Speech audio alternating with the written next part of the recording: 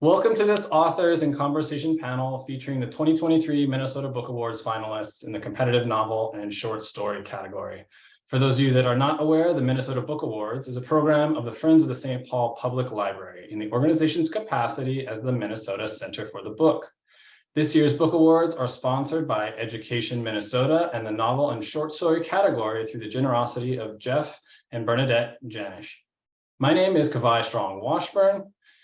Some of you might be familiar with me through my book, Sharks in the Time of Saviors, which was the winner of the 2020 Minnesota Book Awards in the novel and short story category. I've been living in Minneapolis for 4 years now. I'm originally from Hawaii, and I've lived a lot of other places since then. As we get started, we would like to take a moment to acknowledge the Dakota people, indigenous keepers of the land on which most of us on this panel recording are participating from today. This land was reserved for the Dakota in the Treaty of Traverse des Sioux, signed with the United States in 1851, and it remains sacred to them today. We also acknowledge the Ojibwe people, fellow indigenous inhabitants of this land. The Dakota and Ojibwe people are the original stewards of story in this place now called Minnesota. The Friends of the St. Paul Public Library, organizers of the Minnesota Book Awards, honor this tradition and the knowledge and values embedded in it as we all work together to lift up storytellers in our state. For this latest installment of the Minnesota Book Awards popular Meet the Finalists series, I'm pleased to be joined by Kurt Johnson and Ellie Johnson, authors of The Barrens, published by Arcade Publishing, part of Skyhorse Publishing, and Brad Zellar, author of Till the Wheels Fall Off, published by Coffee House Press. Congratulations to each of you for the MMBA finalist nod. I've been in your shoes and I know how exciting it is. So in the interest of making the most of our short time together, I'm going to begin with a round robin question that I'd like each of you to answer in turn. I think we'll maybe do one or two of those, and then I'll have book specific questions for each of you, and we'll take a little time to talk through those. And that'll probably take up most of our time. All right, so let me see. I'll start with, I have a couple of round robin questions we could go through, and I'll start with the first one, which is actually about the specificity of the worlds in your stories, right? So we've got, in the case of the Barrens, we have the wilderness and the canoe. So much time is spent just in a canoe and in these really wild areas. And in the case of Till the Wheels Fall Off, we're in, a lot of the time is in the roller rink, and there's a few other parts where we're in, say, for instance, the stadium, things like that. But these give each of the books a very, very closed world. And I want to know from each of you, what did you find refreshing or fun or good about working in such a particular setting? And if there was anything that made it challenging or difficult, I'd be interested to know about that as well. And I guess we'll start with Kurt. Okay. The easy part about writing The Barrens is it's fairly linear. It's about two women that get on a river. The river only flows one direction. It was originally written in first person present tense, so everything kind of happened in the moment. So just the plotting of it was a lot easier than some of the other unpublished books I've written have been. But it also raised an issue in terms of just creating conflict and drama. It's not a spoiler really to know that one of the women dies very early in the book, and a big chunk of the book is about one woman by herself in a canoe in the middle of nowhere, going down the river for whatever it is, 30, 45 days. So that started a challenge. How do you create drama? How do you create relationships and interaction when it's just one woman in a canoe? So I wanted to create some dialogue, and I wanted to create some backstory. So I created this device where the backstory is told in kind of a around the campfire storytelling setting. So that added some dialogue to it. And then, encounters with animals, grizzly bears, that sort of thing created some drama too. So that was the challenging part of writing the book. Yeah, I'll say one other part of it that was also, for me, I thought raised the tension quite a bit was there's sort of a pursuit happening in which there's a group that's ahead of the protagonist on the river, and there's always this question of, are they going to catch up? Are they going to catch up to this other group? They really need to catch up to this other group if they want to make it out of here. So I think that was another level of tension that I thought worked really well for me. It certainly made me want to turn the next page and see what was happening next. Yeah, and I relied on Ellie because, I did the writing. Ellie provided the content. Sort of the backstory is I called her up in Vermont and said I had an idea for a short story, a novella. And she pretty much said, Dad, I'm busy, go write it yourself. So I did, but I never went to the Thalon River in that part of Canada. And I'm certainly not, a 20-year-old lesbian. So I relied on Ellie for much of that. And one of the cool things that came up out of talking to Ellie was the putting the notes in the cairns. Ellie, maybe you can talk about it was like a trapper thing, right? Well, yeah, it's a way so cairns are a way to mark passage and portages, because otherwise you might not be able to tell where the next river or lake is. And then it became a way to communicate with other people on the trail about water levels, things they wanted to get back home, even just historical documentation to a certain point. I mean, the environment itself, to speak to the environment itself, camping is always a microcosm of a relationship with another person, yourself, and then to take it more and more remote to a place like the Arctic, you really start to feel the tension and closeness, but also the huge expanse of space you're in. And the cairns do connect you to like how big that space is, but how few people travel it. Right. And then the note in the cairn was a device used to for the character lead to realize that there was another group ahead that she could catch up to. Yep. Yeah. Brad, what about you? What are your thoughts about what was maybe refreshing or invigorating about having a pretty narrow, or not narrow, but a pretty small world in which most of the book is set, and the roller rink in particular, which I think for a lot of readers might be a place where they haven't spent a lot of time in a novel. They haven't been in a novel where most of it is set in a roller rink, which I found that was fun for me, not having read a novel that was set in a roller rink. But what for you did you find that was fun about working in that space, and if there were any challenges? So for me, I grew up in a small town that very much resembles the town in the book in southern Minnesota, down near the Iowa border. And very small home, no privacy, 3 siblings, 1 bathroom. We were all tucked under the eaves. So like claustrophobia is a thing that I sort of learned to be claustrophobic and to live in a closed space, but I also, because of the sort of constrictive nature of the town, and there wasn't a lot going on, and especially as a kid, there was very little freedom or privacy in my home, and I did not I was a hyperactive ADD kid who had trouble sitting still in school. I couldn't wait to be able to move. I couldn't get my driver's license fast enough.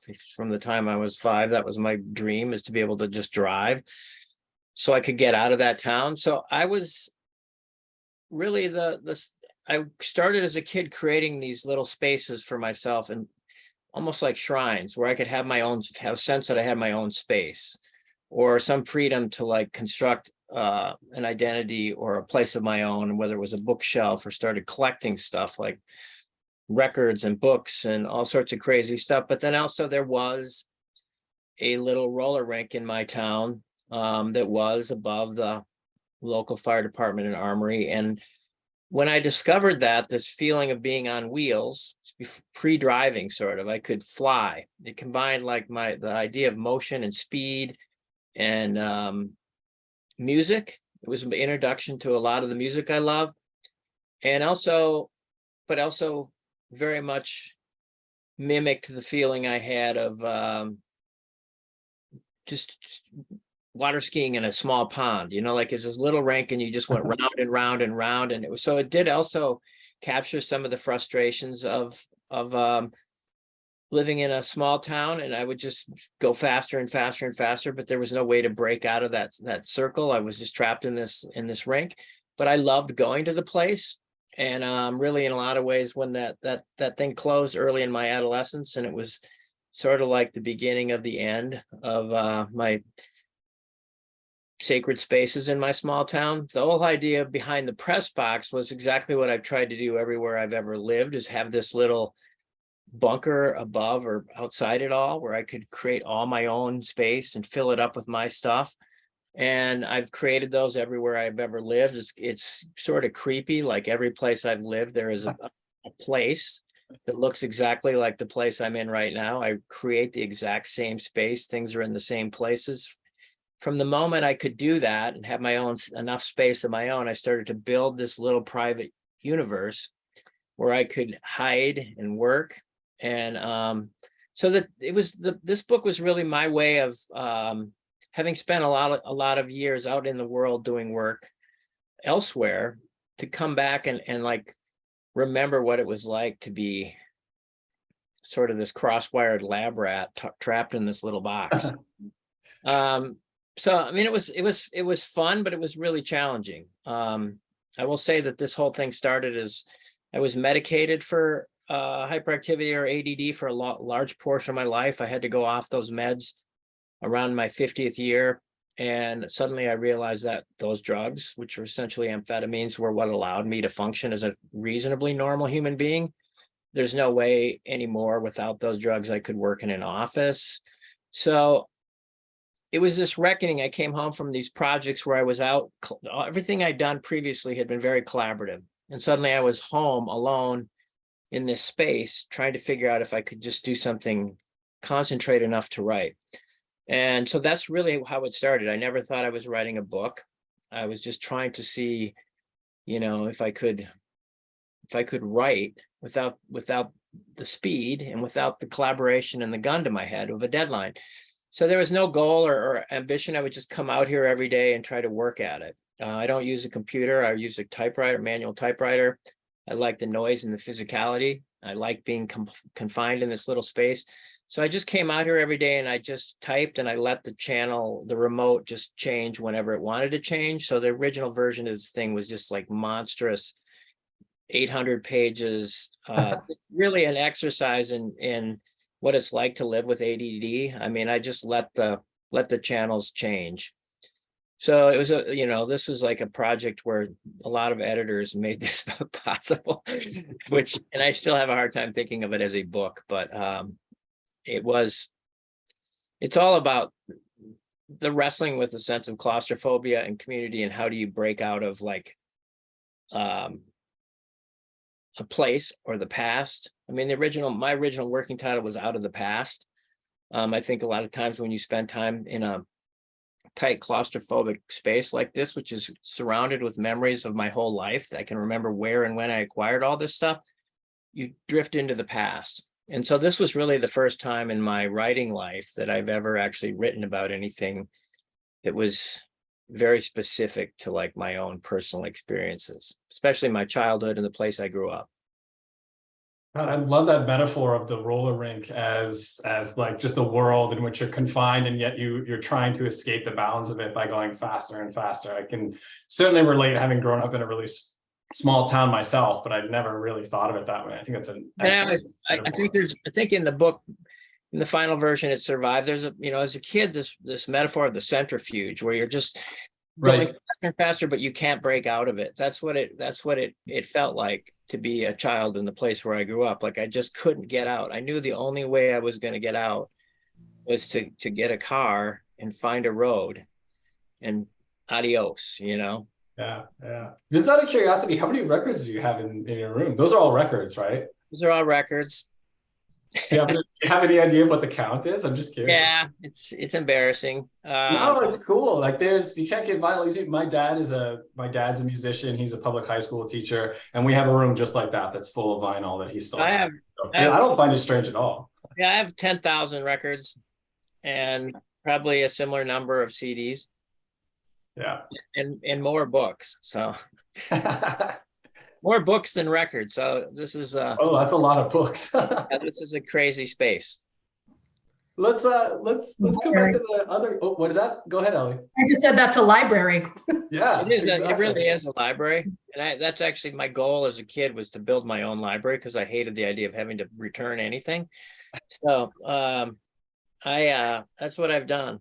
Is I've built myself the Library of Babel. Yeah, I love that. that's awesome. I'm curious to hear from Kurt and Ellie, and I'll ask this question to you as well, Brad, but I'll start with Kurt and Ellie. In writing the book, what did you find surprising? Was there any aspect of it? Was there something that came out in the story, or just the manner in which it was written? I'm interested in surprises. Those are my favorite part as a writer of the writing process, is when something surprising happens that you could neither plan for nor expect when you sat down to write one day. So curious. I want to answer that first. I'll answer that first. Because I feel like I was in a position more consistently to be surprised, because I was kind of in a lot of ways like editing my dad's conception of a story we're working on together. And I was consistently surprised by like the intimacy of characters in such an intimate environment, and kind of the feelings and relationships that were illustrated very vividly from my own experience, and to have him communicate that back to me in writing, that was pretty surprising and cool. Yeah, it'd be such a unique experience collaborating that way, especially with a relationship, as a father-daughter relationship, having that as part of the collaboration, I can imagine would make for a lot of interesting moments like that. Kurt, A lot of surprises.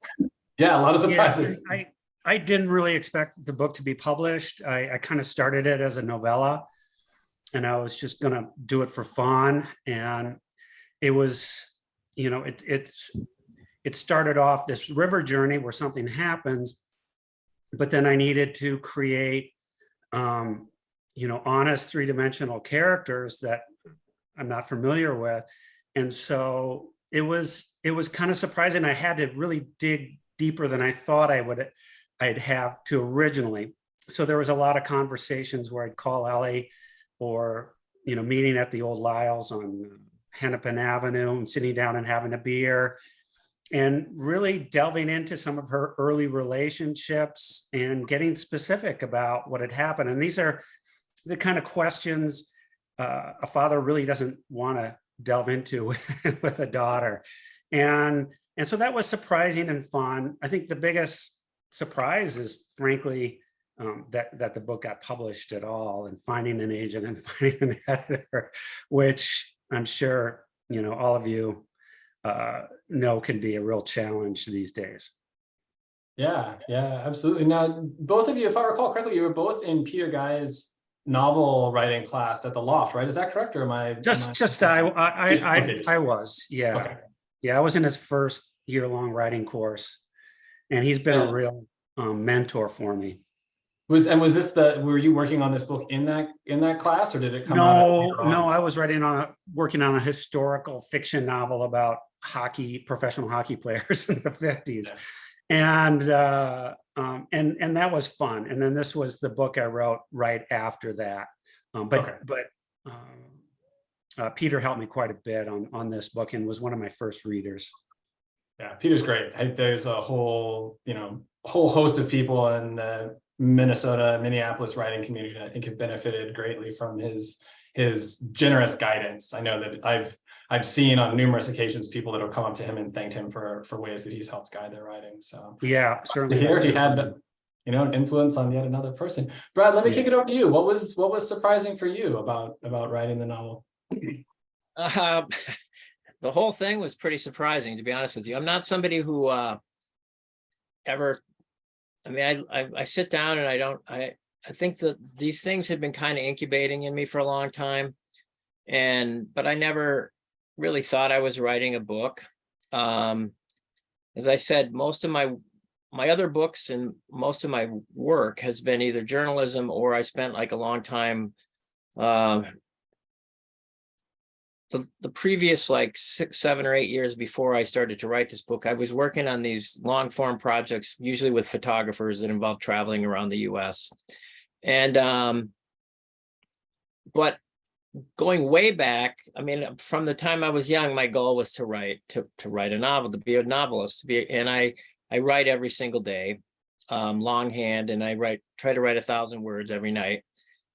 And I've kept that streak alive for 35 years, but I never go back because I was always working on something. I always had a deadline or was collaborating with somebody and I had something I had to do. So I just kept writing these books. Like, it's not an exaggeration. I mean, there's millions and millions of words, and they were like some finished books, some unfinished books, some false starts, some stories, but I would just write my words at night. I'd turn the page, and if something else came along, I would start something else. And they're all these uniform black moleskins, and they just piled up hundreds on my shelf, and I would just look at them. And because there was always the pressure every night on top of what I was doing for work to add more words, my 1,001 nights, which is why I started the project. I started to keep myself alive at a tough time. I never went back and looked at any of those or had time to sit down and edit them or type them up or transcribe them. But I had these preoccupations that kept coming up throughout my life. There are things I've dealt with, which is basically I've never written about the place I come from even in a slant way. I never really confronted any of my childhood. I've never written anything that was really autobiographical in any way. And most of my work was out in the world. So when I sat down to write, I had this list of things that I wrote, just an index card of things that were just, I thought were like formative experiences or issues I dealt with, whether it's neurological, the ADD, OCD, the small town, roller skating, the rubber route, all things that just, I had a laundry list of just things that I thought were things that had stuck with me that I needed to do something with. So I thought when I started out, I was just throwing them in the blender every day and seeing what would happen. And they just ended up being kind of filtered through this prism of fiction. But I really never had any sense of where it was going. I really approached it the way I do my words every night. Every day I'd come in here and I'd start typing again. And gradually, I mean, I've had things published, a lot of things published over the years, and so I had these agents who came into my life, and they knew about all these unpublished words that are piled up in here, and they asked if they could come over here. And I said, well, the only thing I'm really working on is this, but it's like a stack of single-spaced typewritten pages. It's not finished. There's no shape, there's no section breaks. And they said, well, can we take it? And I said, no. I never submitted anything or let anything go. And so they kept badgering me, bless their hearts. And finally they said, well, just take it over to the Kinko's by McAllister, copy it and bring it right back. So I let them do that. And then somehow it went out into the world unfinished in this train wreck, massive form. And there was interest, and an editor got a hold of me and said, could you finish this? And I was like, I suppose I could figure out a way to finish this. And then it just went out of my hand. So I mean, really, it was totally a surprise. If it weren't for for my agents, it would be sitting here. It'd probably be like as high as I am right now, because I just keep going. I just keep writing. And so the fact that it's out there and that enough people put their fingerprints on it, that they made it better and helped me carve it down, seems miraculous to me. I still have a almost pathological inability to go back and look at it or think about it. I think it's like, I'm sure if I read it, I would be like, oh God, what happened to this? Or I would change a lot of things, but the whole process to me is surprising. You sit down there and usually I haven't, most of my writing, other than the stuff I do at night, my professional life has been, here's what the parameters of what you're going to write. Yeah. And I'm just somebody, because of the ADD, OCD, if you put a gun to my head and say, here's the subject, I can do it. It's hard, but like, to be free to just do whatever I want, I take freedom very seriously, and I just go wild. So no one has ever read. I'm not a college graduate. I've never had anyone read anything I've written before it's been published. So it's a weird experience to let it go. and then to have other people weighing in on it. And part of me is that's what I've been afraid of my whole life. Yeah. I don't want to hear, I don't want people to talk to me about it, but I'm getting used to it. Yeah, that's good. I think for myself, often when I meet writers out in the world, I talk as little about writing as possible for that specific reason. I think in my experience, a lot of writers it's very hard when I think for artists in general, because it's interesting, musicians I've read in interviews have spoken in the same way, where like once the thing leaves you and it's out in the world, people bring their own interpretations to the work. And so they have, one person can read a story or listen to a song and have one reaction to it, and somebody else can have an entirely different one.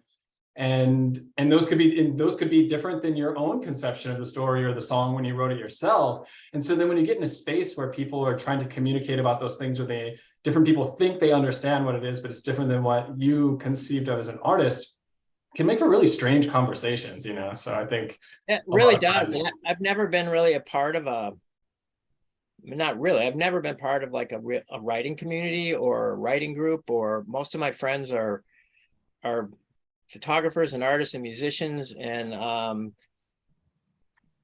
just salt of the earth people who have jobs, and they're not as obsessed about the things I am as I am. So what's been really interesting is that most of the people I know who've read the book and have talked to me about it are not writers. They're people who don't read a lot of books probably. And so I get responses from musicians and from my friends who, probably this is one of a handful of books they read in the last year. And I think much of the feedback I've gotten has been so different from what I would expect to get from writers or publishing people. And it's gratifying. Some of them are perplexed by it, but others really get something out of it that I never would have expected. Yeah, it's a very interesting thing. I get emails every now and then from people, or I meet people out in the world, and we talk about books. They talk about my book, and it's always very interesting what other people's reactions to it have been.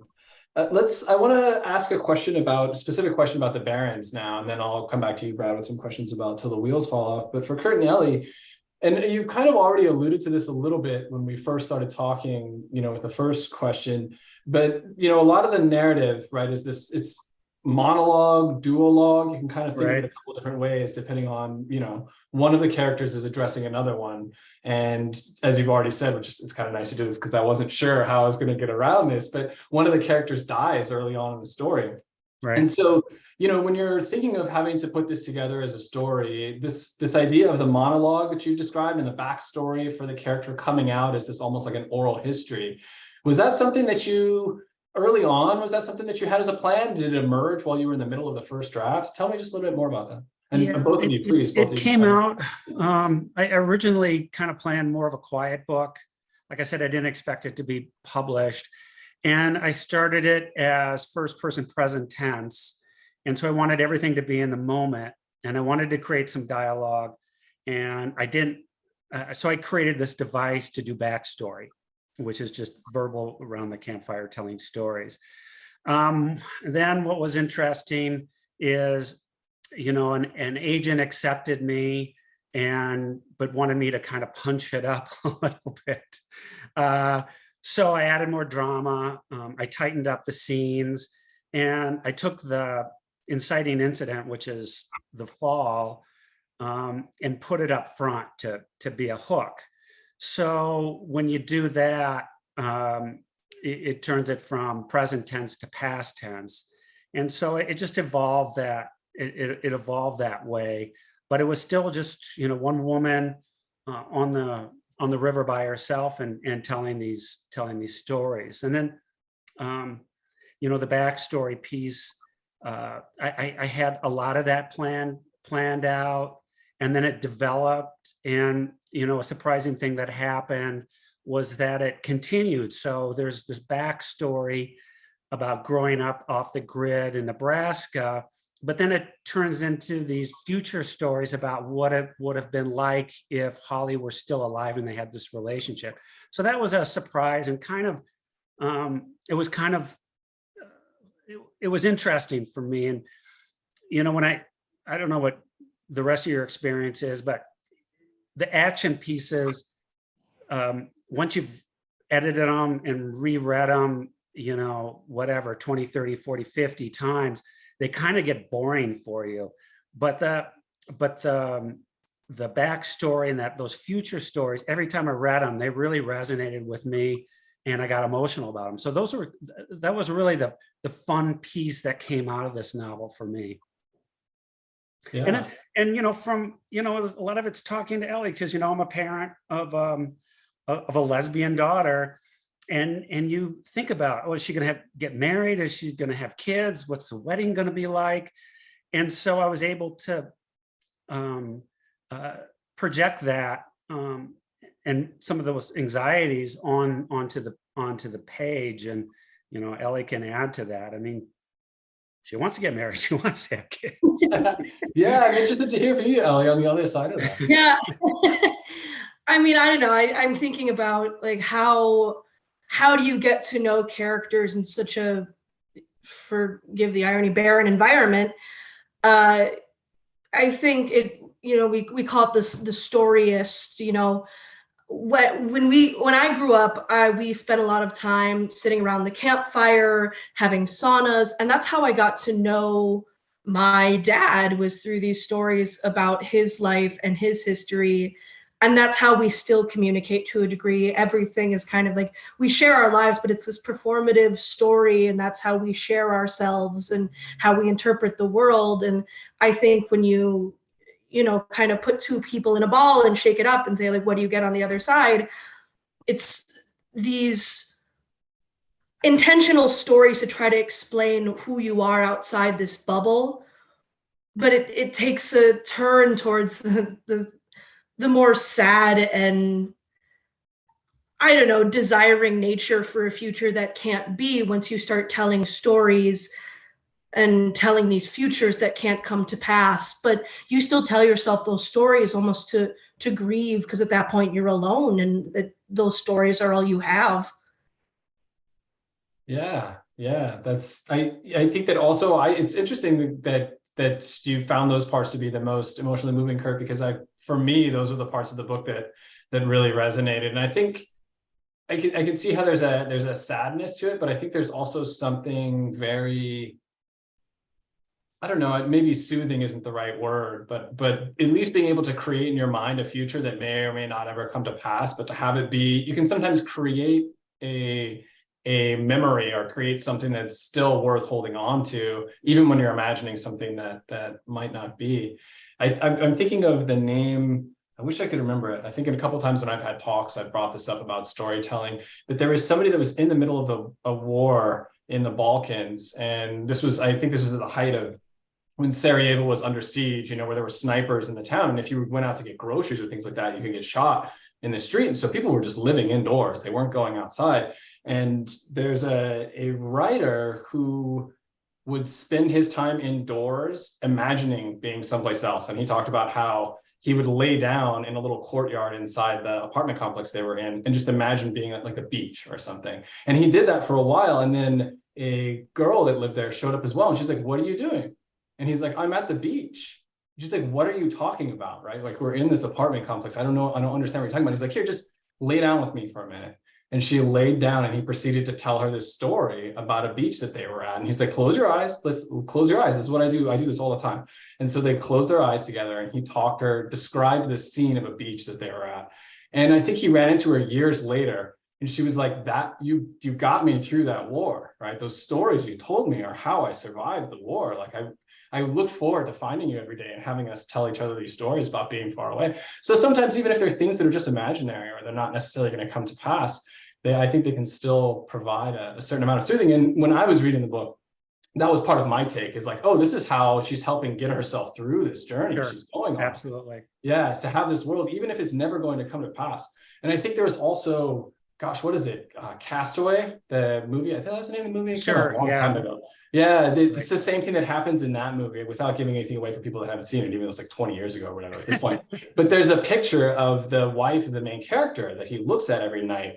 And he tells her that later on when they meet again. He's like, I wouldn't have gotten through the island if I didn't have that picture of you to like look at every night. And I would tell you, you know, good night and talk to you. It's like, I wouldn't have made it through that island without you. So I don't know. I think it's a good way to think about it. It's a way to move forward and stay sane. Yeah, exactly. Absolutely. So I think even in that way, even if it's something that's imaginary, there's the sadness, but there's also the uplifting aspect of it. Yeah, it's a certain type of medicine. You know, I wonder, Brad, if you could tell me just a little bit, we talked some about the skating rinks and what they've meant to you and you know, the metaphor of sort of going faster and faster, but not being able to skate. The roller rinks in this book were, for me, there's so many things I learned about roller rinks or got, you know, a chance to read about it in a depth I'd never had before. I grew up in Hawaii. There were no roller rinks where I was as a kid. And I learned about everything from like the minutia of operating a roller rink to, you know, just the physical act of roller skating itself, which I've done a few times since then.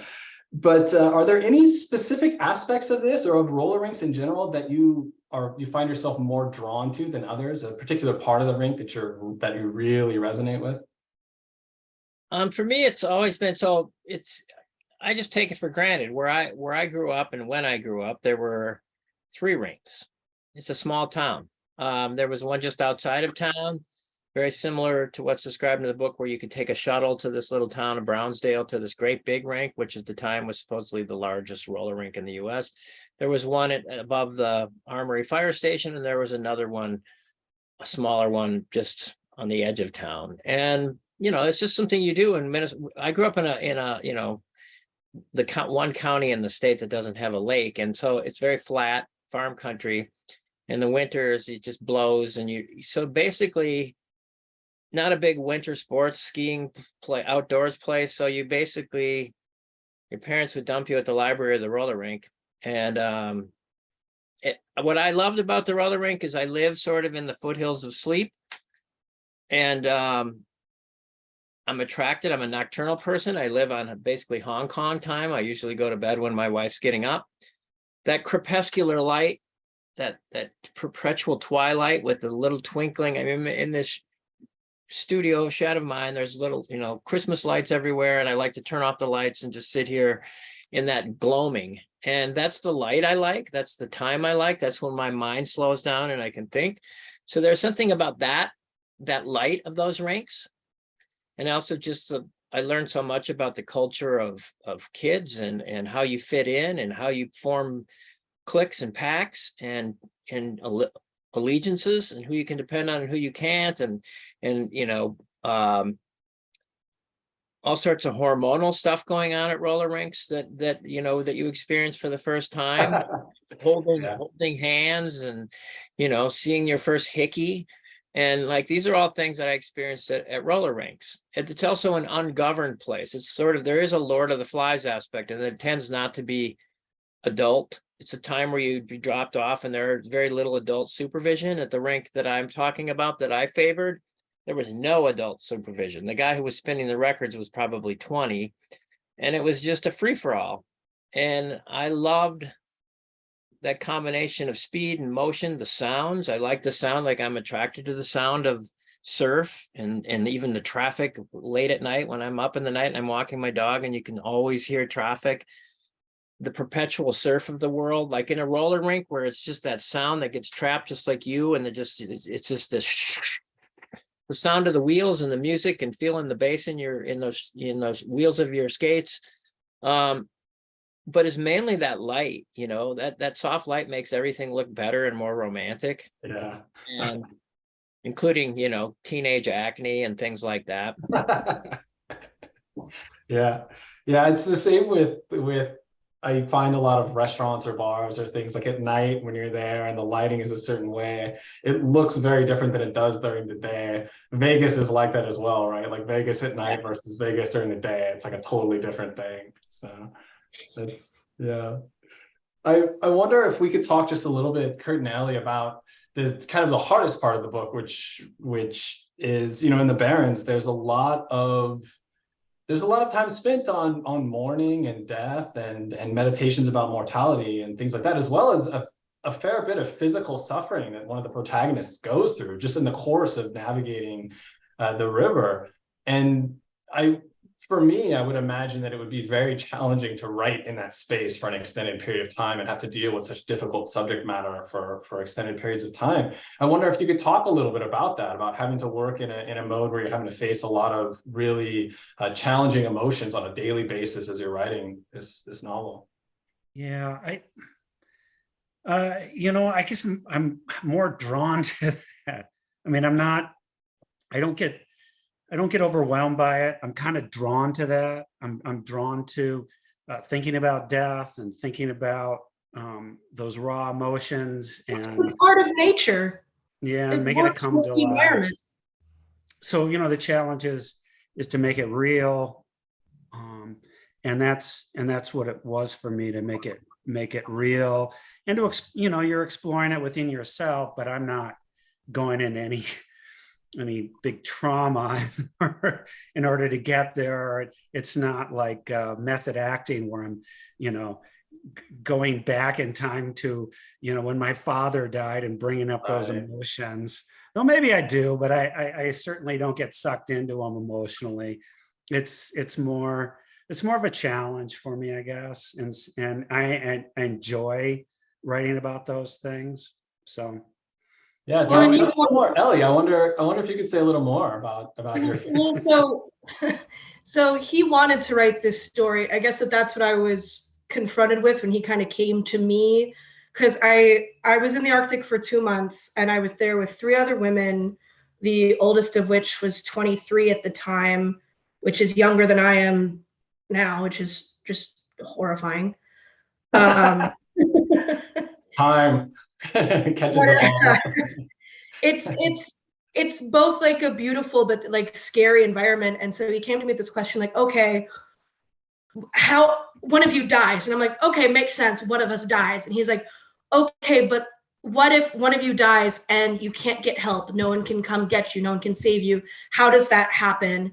And that was kind of the question I was confronted with, like, how many stupid decisions do you have to make? How many bad luck things have to happen to you? And also, like, how do you keep moving forward? Why would you make the choices you do to keep moving forward and not just sit down, bury your head in the sand, and hope that someone finds you? Which isn't super even an option out there, but I had to be really retrospective of the dangers that we faced and kind of didn't have a lot of recourse for, including whitewater. It's dangerous. We were doing it with loaded boats, with our tents, food, everything that would keep us alive.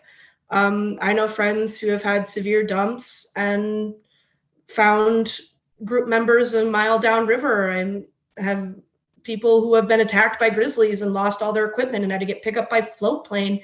It's a dangerous environment. And I feel like we approach it for more of like, this is all the danger that amounts to this. And then getting the rest of the journey is more of like this intimate, naturalistic process. It's more about introspection. Yeah, it's interesting. I was thinking about a documentary called Touching the Void. It came out a long time ago. It was about a mountaineering accident. I used to do a lot of mountaineering. I don't do much now, but when I was living in the West Coast, I used to do a lot of mountaineering, which is very similar to river rafting in terms of the terms at which you are approaching this thing. Like, there are points where you're just sort of like, the only way out of this is to go for it. You can't back down now. You can't. No, half my friends are mountaineers. Yeah. Yeah. And in Touching the Void, there's an accident that happens, like a harrowing accident, in which it's unclear whether one of the people that's on the trip has died or not, and is basically left for dead in this incredible accident that they end up surviving. But they're talking with him afterwards, and he basically ended up having to drag himself off the mountain. But he was just sort of like, it's the same thing that you're describing. You're just sort of like, you don't really have another choice. I think very few people would just be like, all right, I think I'm just going to die here, rather than try and do something, right? And for him, he was like, as long as there's a choice and you have a choice to make and you can make a choice, then that feels good, that you get to like you get some level of agency to be like, okay, I could do this, or I could do that. You know what? I'm going to do this. Right. And as long as you keep doing that, he was like, I felt like I could find my way out of it somehow, as long as I could keep making a choice and then acting on that choice. You know, it's like once you stop making choices, then that's when you're dead, you know. Yeah, you have to have a certain mentality to even go into regions, areas like this, because it is so remote, because you are so far away from any resources or help. You just have to move forward. And if you start questioning why you're moving forward, journal for 30 minutes and pick it up and keep going, because it's your only option. Yeah. I wonder, let me see. I think we have a little bit more time that we could talk. I think I'll toss another question over to you, Brad. I will have to say I loved the ending of your book. I really like, at least so for me in my read, I found the ending to be very happy overall. I thought it was a very uplifting, happy ending. And much like the kind of one of the final images, I was fist pumping the same way as happens in the book. I wonder if you could talk a little bit about that, especially now that you've talked a little bit about the writing of the book as a whole, and that it sounds like it didn't have any sort of determined ending and was just this huge stack of pages. How did you arrive at an ending that, for me, you know, read as a very uplifting, happy ending? Those are very hard to write, by the way. I find that very, very hard to do as a writer. Well, I have to say, I didn't think I'd get away with the ending. It was the only part of the book where there was a deadline. And so I felt like I was writing down the home stretch, but I also have to say it was kind of a, how do I not swear? It was sort of, I was dealing with an editor at a different publisher, and there wasn't an ending, and we were discussing the book and what it was about and what the ending, and there was just this assumption on his part that it would be a tragic ending, that Russ, the stepfather, would somehow, the desire for some grace would be thwarted, because that's apparently what a serious novel does. Right. And I was like, I mean, he literally pushed it. And I was like, so offended by that. Like, I was like, why can't a literary person, you know, I'm a person whose life is an example. Like, there's all these moments I've struggled, I've had all these challenges, but there's all these amazing things that happen that suddenly you find yourself like in this patch of shattering light. Like, and there's a reason why, like, I'm a sentimental guy. Like, there's a reason I like sappy songs. I like sappy movies. It's like, so I thought I'm just going to tack on give it the whole Frank Capra ending. It's a Wonderful Life, and like, see how he responds. And, you know, I thought it was, you know, over the top and like sort of pulling a rabbit out of a hat. And I think some people still probably see it as that, like it's unwarranted, but like everybody that then read it, like the ending. So I was like, oh, great. You know, my wife loved it. So yeah, I said to him, you know, I want this character who struggled in much the same way I did at the same age to find something, to find a moment of grace. Like, why can't he get what he wants? Why can't there be this realignment that gets him back on his wheels? And he's kind of a lonely, insular character who has struggled to connect since he lost touch with his stepfather, and much of his family has died off, and he's looking for something. I mean, I think the whole book, despite its channel surfing aspects, is this guy is trying. I mean, I think one of the things for me writing it, and one of the things for me as a writer and as a person, is that like when you have this like really, really severe ADD, it's really just impossible. You're the biggest peril is boredom, because your mind is constantly moving on to something else and you just can't engage with something. So it takes really intense life experiences for me to really get engaged and like, you know, throw up my arms. And like, I find that in literature and music and dancing and movement, but also in, you know, a community or a connection. And when I'm really connected, the ADD disappears. When I'm really interested in something, which is hard to get to that point, suddenly I can focus. But it's taught me that I need to go out and make an effort in order to, like, yeah, if you're sitting alone in a room surrounded by stimuli, yeah, you're going to be distracted even if you don't have ADD. Like, I'm just constantly getting up and changing the record and pulling books down, and it's it's a crazy process. If I had like a camera on me, people would think, this guy looks like a panicked dog at a shelter. But it's I wanted it to be, I wanted to be able to go back to that period of like that short period in this kid's life where he felt connected to something. And I stood by it. I totally thought I would be shot down. I mean, really, one of the comments was like, the serious literary move would be as he goes off in search of his stepfather to have him basically drive into a ditch in a whiteout and then end the book, and it's like, well, yeah, might be a serious literary thing if I was a Russian novelist or something. Yeah. That's not going to happen. All along, I did know he was going to find him, I didn't know what would happen, or I played with the idea that he would find them and there would be this disconnect, and time would have made it awkward, and the ending would have been just kind of sad and awkward, but there would have still been, they would have connected on some level. But I decided to just go gonzo. I like it. I think it's a great ending. I think it's earned. I think the book earns it in a way that makes it totally believable. At least for me, I was all in on the ending. Oh, good. I mean, I think it's, I'm surprised that there are definitely people who are not all in on the ending, but I would say most of the people that I think the kind of people I want to be friends with are mostly tend to be like, they didn't question that ending. They believe in a world where stuff like that happens. Yeah, absolutely.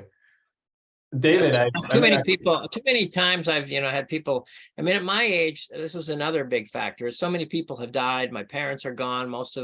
So many of my close friends are gone, and you lose enough people, and you have enough regrets, and you think about like, what should I have done, or what I wish would have been different about these relationships. And so, in a novel, you have a chance to like basically make that happen. And I think in the back of my mind, that's what I was thinking. Yeah, why not do that in stories? That's one of the things that I also love about stories, is the opportunity to make the world you want, to make the world be what you want. If other people don't believe it, then that's on them. So one more question that I have for all of you, if you take a minute to kind of think about it and answer, is, so we have all these books, and in part they're set in Minnesota, but in some cases, the Barrens, for instance, and Sirens and Muses, they have sections that have nothing to do with Minnesota whatsoever. And so I wonder if there are ways you can think of in which Minnesota influenced your writing, or things about the state or parts of it that were particularly influential in your writing of this novel. Like a lot of the writers I know, and a lot of my friends who are writers, and a lot of the books I read by Minnesota writers, it's just so rare. I mean, I can't think of a single book that's been set in outstate Minnesota in the area where I'm from. There are some well-known writers from there, but they go off and they write about New York or Prague or some other place. And like, there's this world there. And I was guilty of that my whole life, even as a journalist. Like, that's not interesting. I fled that. I didn't want to deal with it. I didn't want to I spent a long time, struggling with, why don't I want to ever confront my childhood, which was not an unhappy childhood, but it was like, there was a boring aspect, or I always sensed that somewhere else was where life was, where the record stores and the music clubs and the bookstores were, and I couldn't wait to get away. And I spent all my time daydreaming about going somewhere else. And then basically I realized when I got to be 50 years old, like, I've written about all these places all over the country and all over the world, including small towns elsewhere that I find so interesting and exotic. What about my town? What about where I'm from? And I was like, I want to write a Minnesota book. I want to write about winter. I want to write about those small town characters. I want to write about, the challenge of fitting in and the isolation. And it was really important to me when I sat down that I was going to write something finally that was a reckoning with Minnesota and where I come from. And I think you tend to get these sort of mythologizing novels about Minnesota, or these kind of jokey satires about the state. And there's a lot of good crime novels, set in, but I just wanted to write them. I wanted to I'm from Minnesota. I'm a Minnesotan. And no matter I've lived all over, I always come back, and I've had to think, why do I always come back to Minnesota? Because I actually love it. And it's where I'm from. It's my people. And I wanted to write about it. And I'm happiest about, that's the thing I'm happiest about this book, is I think it is accurate a portrait, given how scattered it is, of what it's like to grow up in a small town Minnesota and deal with the winters and the boredom and the pecking order and the picking of teams that goes on in childhood, as I could do. And if I had a goal, it was simply that, to honor that there are so many characters and so many interesting, amazing people that come from these places. And my town, as I've learned as I've gotten older, has produced just extraordinary people who've gone out into the world and done extraordinary things, but also people who stayed there, who are extraordinary, and who could have gone somewhere else, but they chose to stay there and be a part of that community.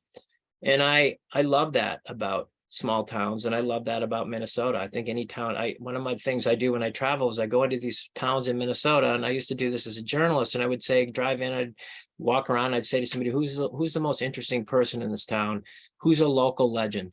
And you'd meet these people who live there, who have had these just unbelievable lives and done amazing things in every single town I went to. And I wanted to write about some of those kinds of characters, through the prism of fiction, but that in the town I grew up in.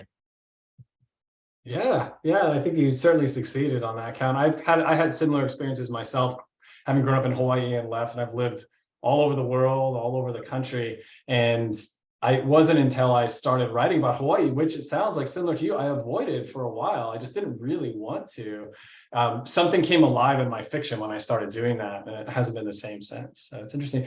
Kurt, Ellie, I wonder if you could talk just a little bit. And like we said, at the very start of the show, there's some parts of it that are in Minnesota, but there's a lot of it that's outside of Minnesota, that's in remote areas of Canada. But I wonder if you could talk just a little bit about where you feel like, Minnesota comes in terms of how it influences your work, how you think about not only this story, but other stories you might have written or told. Well, I mean, per the small town aspect, we've spent a lot of time in Schuyler, Nebraska, because that's where Kurt's mom is from. And Jake the Snake is based on a real person, certainly one of like those small town characters who, went away and did incredible things and came back and is doing incredible things there in his own weird way. But to Minnesota itself, Brad, I feel it's so interesting speaking to someone from the only county without a lake, because Minnesota is so holistically to me about water and my relationship with the local lakes and rivers, growing up on them, growing up in in the summers in northern Minnesota and traveling from Minnesota to all these waterways. But those skills I grew and I learned here. And so it's always been Minnesota is about the North Woods and the animals and canoes and water. Yeah, we were a family that we never even went. Everybody goes up north and everybody has cabins. Yeah. We never did that. I mean, I have to say, because I know people from my hometown will jump on this. So the town does have a lake now. They built one. They built one. Yes. Yeah. That was 10,001. 10,001. Driftless or the Driftless? They officially do have a lake. There's a book called Driftless or the Driftless, and it's based in the Driftless region in southern Wisconsin. I don't know if you're at any rate, that's a book you may want to pick up. It talks a lot about small town life in essentially a southern Minnesota setting. But yes, we have we spend a lot of time in Ely, Minnesota, so it's not a big stretch going from Ely to Canada and extrapolating there. And yes, you even grew up going to camps and canoeing in that area as a kid. Right. Yeah, I think that the culture, having read the book, is that it's so kindred to Minnesota that I often I was always picturing the Boundary Waters or until you get into some of the specificity of the Arctic, but it had having now branched out from my southern Minnesota, I love going up north and going up to the Boundary Waters and going to Ely, and I like rambling around up there. And it captures that. It has a very Minnesota ethos. The characters feel very Minnesotan to me, and they're rugged, like desire to go out there and do something interesting just to challenge themselves. So I consider that when that question came in and you phrase it like most of these books aren't set in Minnesota. It's like, well, they all, the two of them are for sure. Yeah, and some of what's in the Barrens is, and some of it isn't. Yeah, I realize, but majority of the action I picture the whole book as like Minnesota. Yeah. The characters are so rooted in their stories in Minnesota Yes. that it's hard to separate Minnesota from the whole story. Yeah, that's a really good way of putting it, actually. Yeah, that's very true. I know it's funny when we first moved here, my family first moved here, and everybody was talking about the North Shore. I was like, yo, where I grew up, that's like where Pipeline and Waimea Bay and Haleiwa. So I was like, it's like I think Hawaii had the North Shore first, right? But we have a little I get the surfing. arguments with all my friends from Minnesota. They're like, no, it's the North Shore. I'm like, no, there's only one North Shore. It's in Hawaii. So thanks to our tremendous novel and short story category finalists, and to all of you watching for taking part in this Meet the Finalists panel. If you enjoyed this talk, you can find a treasure trove of past events archived on the YouTube channel of the Minnesota Book Awards steward organization, the Friends of the St. Paul Public Library. You can find out more about future programs on their website, thefriends.org. In particular, mark your calendars for Tuesday, May 2nd. That's the evening that the winner in this category and 8 others are finally revealed. Join us in St. Paul at the Ordway Center for the Performing Arts. Tickets are just $22. Visit thefriends.org/MNBA for details. I'd like to say goodnight to everybody out there. Aloha, and see you soon at the awards.